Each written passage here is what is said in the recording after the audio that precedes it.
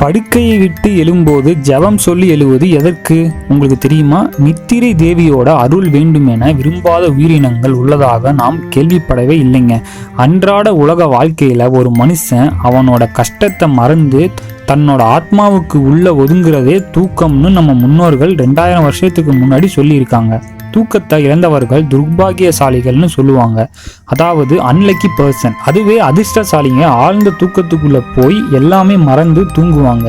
நாம சாப்பிடுற சாப்பாடும் நாம தூங்குற தூக்கமும் ஒண்ணுக்கொன்னு சம்பந்தப்பட்டதுன்னு நமக்கு தெரியும். தூங்கும் போது மட்டும் இல்லைங்க, தூங்கிட்டு மார்னிங் எந்திரிக்கும் போதும் சில விதிமுறைகள் இருக்குங்க. தூக்கத்தின் பிடியை விட்டு சூரியன் உதிக்கும் முன்னாடி வர பிரம்ம முகூர்த்தத்துல டெய்லி ப்ரே பண்ணணும்னு நம்ம முன்னோர்கள் சொல்லிட்டு போயிருக்காங்க. அந்த பிரம்ம முகூர்த்தத்துல தூங்குனா உடல்நிலை குன்றும், சோர்வும், தரித்திரமும் உண்டாகும்னு நம்பிக்கை இருக்குங்க. அதனால்தான் பிரம்ம முகூர்த்தத்துல ரைட் சைடு திரும்பி எந்திரிக்கணும்னு சொல்றாங்க. எந்திரிச்சதும் சடனா எந்திரிச்சு குதிக்க கூடாதுங்க. இது உங்க இதயத்தை பலவீனமாக்க நிறைய சான்ஸ் இருக்கு. உங்களுக்கு கன்ஃபியூஸா இருக்குல்ல? தெளிவா சொல்றேன், கேளுங்க. நாம மார்னிங் தூக்கத்துல இருந்து எந்திரிக்கும் போது பெரியவங்க சாமியை நினைச்சிட்டே எந்திரிடா அப்படின்னு சொல்லுவாங்க. அதுக்கு பின்னாடி இருக்கிற சயின்ஸ் என்னன்னு தெரியுமா?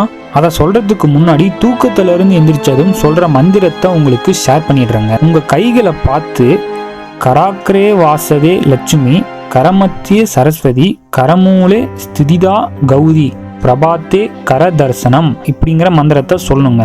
நீங்க டீப் ஸ்லீப்ல இருக்கும்போது உங்க பிளட் சர்க்குலேஷன் ரொம்ப ஸ்லோவா இருக்குங்க. அந்த டைம்ல நீங்க திடீர்னு கண் முழிச்சு எந்திரிச்சு பரபரப்பான ஒரு விஷயத்துல இன்வால்வ் ஆகினீங்கன்னா உங்க ஹார்ட் சடனா ஸ்பீடா ஒர்க் பண்ண ஸ்டார்ட் ஆகுங்க.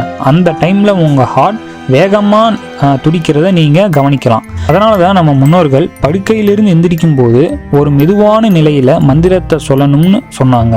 இது நம்ம ரத்த ஓட்டத்தை நார்மலா சர்க்கிள் ஆக்கத்தான்னு இப்ப இருக்கிற சயின்டிஸ்ட் ப்ரூவ் பண்ணி இருக்காங்க.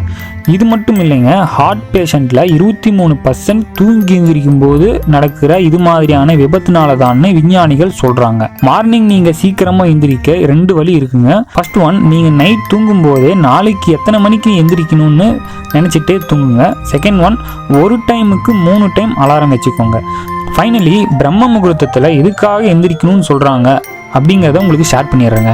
பிரம்ம முகூர்த்தத்தில் எந்திரிக்கும் போது இந்த பிரபஞ்சம் பிளைனா இருக்குங்க.